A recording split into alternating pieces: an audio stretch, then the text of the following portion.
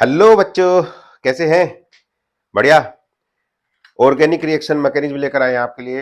NEET purpose से, NEET का exam आने वाला 2025 का, और उसके पर्पज से हम ये ऑर्गेनिक रिएक्शन मैकेनिज्म का एक क्विक रिव्यू लेकर आते हैं। ओके, फास्ट चलेंगे और मेन मेन पॉइंट पर बात करेंगे, ठीक है ना, और कुछ कंसेप्चुअल चीज भी बताएंगे। ओके, तो रिएक्शन मैकेनिज्म, देखिए रिएक्शन मैकेनिज्म को पढ़ने के तीन तरीके हैं। आपको मैं बताऊं क्या क्या तरीके हैं। एक तो है रीजेंट, जिसे बोलते हैं attacking reagent.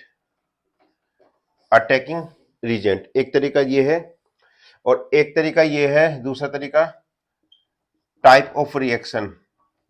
Type of reaction. और तीसरा तरीका क्या है? इफेक्ट्स, इलेक्ट्रॉनिक इफेक्ट्स कह सकते हैं एक तरीके से। इलेक्ट्रॉनिक इफेक्ट, ठीक। इलेक्ट्रॉनिक इफेक्ट्स में क्या किया जाएगा? इलेक्ट्रॉनिक इफेक्ट्स में आ जाएगा जैसे कि इंडक्टिव इफेक्ट, इंडक्टिव इफेक्ट, और आ जाएगा मीजोमेरिक इफेक्ट। मीजोमेरिक के साथ साथ ये आ जाता है रेजोनेंस इफेक्ट, बोल देते हैं इसको, है ना, रेजोनेंस। और एक आता है इलेक्ट्रोमेरिक इफेक्ट, इलेक्ट्रोमेरिक इफेक्ट। और एक आता है hyper conjugative effect, hyper conjugation. Hyper conjugation कह सकते हो, हाइपर कॉन्जुगेटिव इफेक्ट बोल सकते हो। और एक और आता है जिसे बोलते हैं क्रॉस कॉन्जुगेशन। क्रॉस कॉन्जुगेशन मतलब सीधी सी बात है, ये दोनों क्या है, ये कॉन्जुगेशन के अंदर में आ जाएगा। यहां से लेके यहां तक का जितना भी है, ये सब कॉन्जुगेशन में आ जाएगा, ठीक है ना, कॉन्जुगेशन। ओके, इस तरीके से हम इफेक्ट्स पढ़ सकते हैं।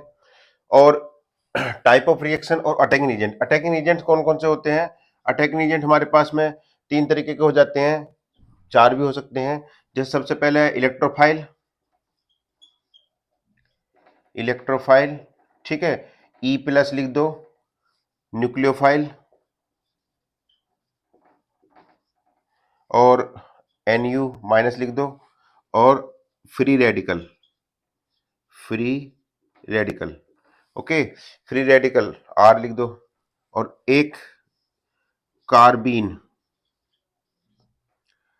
ठीक है, और आपका कार्बीन और नाइट्रीन।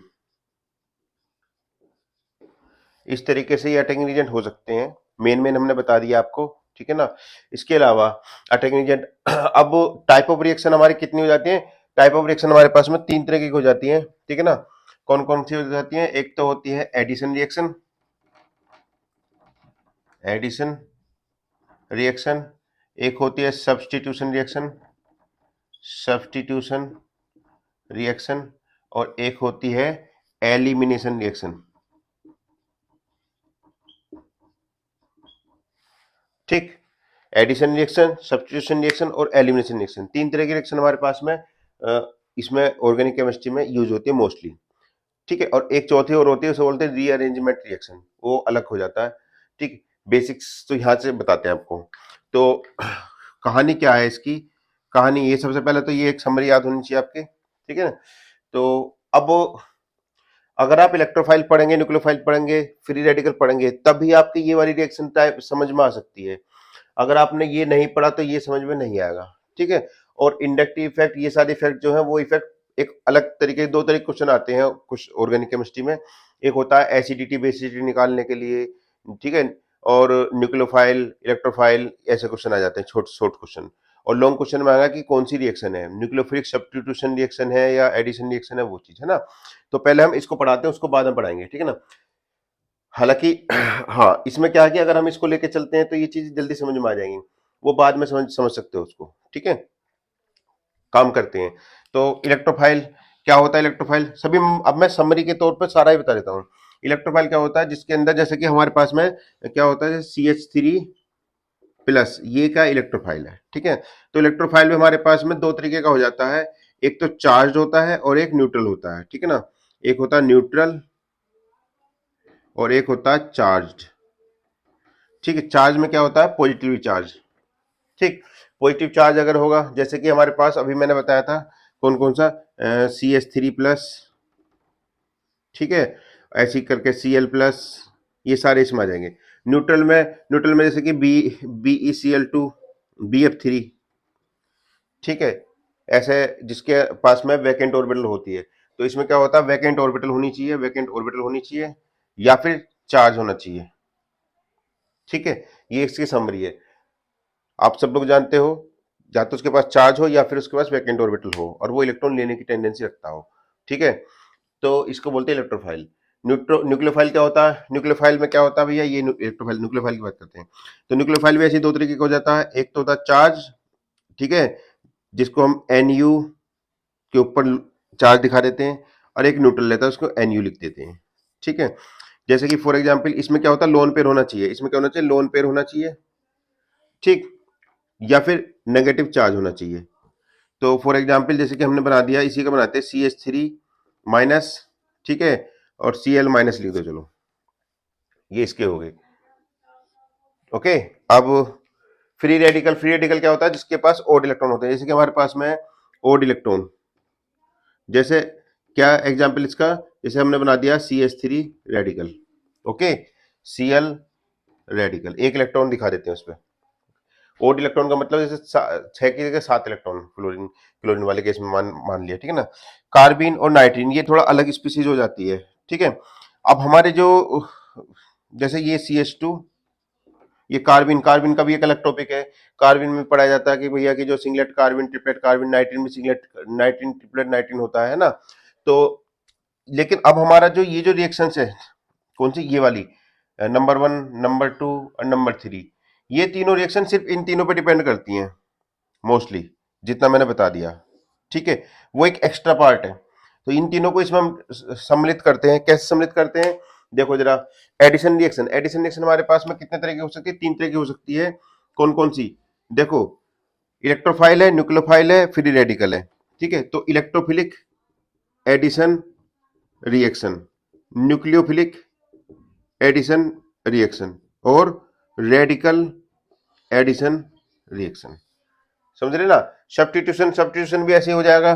कौन कौन सा हो सकता है, ठीक, सब्स्टिट्यूशन भी हमारे पास में, number 1 electrophilic substitution reaction, nucleophilic substitution reaction, और रेडिकल सब्स्टिट्यूशन रिएक्शन। 3 तरीके से हमारे पास में सब्स्टिट्यूशन हो जाएगा। एलिमिनेशन का थोड़ा सा अलग केस है। एलिमिनेशन हमारे पास में 3 तरीके का होता है, लेकिन नाम अलग हो जाएंगे। क्या क्या होता है, alpha beta gamma. Okay, alpha elimination, beta elimination और गामा एलिमिनेशन। समझ रहे हैं ना, ये 3 तरीके के हमारे पास में क्या हो जाएगा, एलिमिनेशन हो सकता है। अल्फा एलिमिनेशन को दूसरा नाम बोल देते हैं 1-1 एलिमिनेशन। ठीक है, ये 1-2 हो जाता है, ये 1-3 हो जाता है। समझ रहे हैं ना। और इलेक्ट्रोफिलिक, न्यूक्लियोफिलिक, रेडिकल, अब क्या होता है, इनके अंदर टाइप चलते हैं, इनके अंदर टाइप चलते हैं। जैसे न्यूक्लियोफिलिक सब्स्टिट्यूशन रिएक्शन है, तो nucleophilic substitution reaction SN1 SN2 mechanism, SN1 SN2 SNI। उसी तरीके से यहाँ पर जो मैकेनिज्म आएगी, जैसे इसकी बताता हूं मैं आपको। न्यूक्लियोफिलिक का है SN1 SN2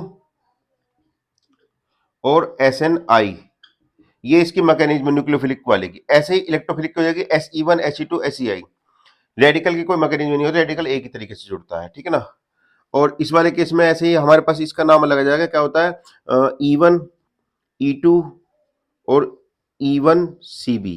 ये हमारे पास 3 टाइप के हो जाती है मैकेनिज्म की, E1 CB, E2 और E1 CB।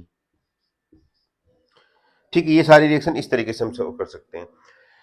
Same same case यहाँ पर आ जाता है, एडिशन रिएक्शन। अब इलेक्ट्रोफिलिक एडिशन रिएक्शन है, ठीक है ना। यहाँ पर इलेक्ट्रोफाइल ऐड होता है, तो इलेक्ट्रोफिलिक वाले केस में 1-2 नहीं करते, सिर्फ इलेक्ट्रोफिलिक बोल देते हैं, ठीक है ना। तो न्यूक्लियोफाइल वाले केस में थोड़ा सा अलग से होता है, इसलिए उसके 3 टाइप बना दिए गए हैं। ओके, तो ये सारा पूरा टाइप है। फिर इनका डीप में अंदर चलते हैं। अब इसके साथ साथ चलो इसको भी क्लियर कर देते हैं। इंडक्टिव इफेक्ट क्या होता है, 2 तरीके का होता है, प्लस पॉजिटिव और नेगेटिव, ठीक है ना। क्या होता है, प्लस आई इफेक्ट और माइनस आई इफेक्ट। ओके, दो तरीके का होता है। क्या होता है इंडायरेक्ट इफेक्ट? उसमें क्या होता है कि कोई ग्रुप होता है, वो ग्रुप किसी मॉलिक्यूल से जुड़ा हुआ है और उस मॉलिक्यूल के इलेक्ट्रॉन को अपनी तरफ खींच रहा है, ठीक है, तो उसे माइनस आई इफेक्ट होकर बोलते हैं। और अगर वो इलेक्ट्रॉन धक्का दे रहा, फेंक रहा, तो उसको प्लस आई इफेक्ट बोलते हैं, ठीक है ना। मीजोमेरिक इफेक्ट भी दो तरीके का होता है, प्लस एम और माइनस एम, प्लस एम और माइनस एम, ठीक है। मीजोमेरिक इफेक्ट और रेजोनेंस, ठीक। इलेक्ट्रो यह भी बताता हूं, इलेक्ट्रोमेरिक इफेक्ट जो होता है वो भी प्लस ई माइनस ई, प्लस ई और माइनस ई, ठीक है, पॉजिटिव और नेगेटिव, ये भी दो तरीके का हो गया हमारे पास में। हाइपर कॉन्जुगेशन, हाइपर कॉन्जुगेशन में प्लस एच और माइनस एच हो सकता है, ठीक है। क्रॉस कॉन्जुगेशन का कोई ऐसा टाइप ना, ओके। रेजोनेंस और मीजोमेरिक इफेक्ट, एक्चुअली क्या है रेजोनेंस मीजोमेरिक इफेक्ट, ये लगभग एक ही चीज है, ठीक है। अब इसको डिटेल में बताएंगे नेक्स्ट वीडियो में, ओके। अभी मैं समरी बता दे रहा हूँ, क्योंकि इतना टाइम है नहीं और ना ही मेरे पास बोर्ड बड़ा, थोड़ा सा छोटा बोर्ड है ना, तो उसके लिए तो मैं थोड़ी सी समरी बताता हूँ। मीजोमेरिक इफेक्ट क्या होता है, एक क्या कहते हैं, वो होता है कॉन्जुगेटिव सिस्टम। कॉन्जुगेटिव सिस्टम कोई सिस्टम है, कॉन्जुगेटिव सिस्टम, उस पर अगर कोई ग्रुप लगा हुआ है और वो ग्रुप इलेक्ट्रॉन खींच रहा है तो माइनस एम इफेक्ट, इलेक्ट्रॉन दे रहा है तो प्लस एम इफेक्ट, ठीक है ना। और रेजोनेंस क्या होता है, रेजोनेंस होता है डीलोकेलाइजेशन ऑफ चार्ज। क्या होता है, डीलोकेलाइजेशन ऑफ चार्ज, ठीक है। रेजोनेंस जो होता है, ये मैंने समरी बताई है, ये पूरी डिटेल नहीं है, ये सिर्फ समरी समरी है इसकी, क्या है, समरी, ओके। तो समरी में इतनी फास्ट में इतना ही बता सकते हैं, फिर हम डिटेल में चलेंगे सबका अलग अलग, ठीक है। तो पहले जैसे हमने अगर इसको ले लेते हैं, इसको इस पोर्शन को ले लेते हैं पहले, फिर इसको इस तरीके से कर लेते हैं, या फिर चलो इसी को कवर करते हैं, यहां से शुरू करते हैं, यहीं से शुरू करते हैं सारा सारा, ठीक है ना, इधर से लेके चलते हैं, तब उधर आते हैं, फिर वो करते हैं, ओके। ठीक है, तो नेक्स्ट वीडियो में हम लेके चलेंगे इंडक्टिव इफेक्ट, ठीक है, ये समरी होगी इसकी, ओके।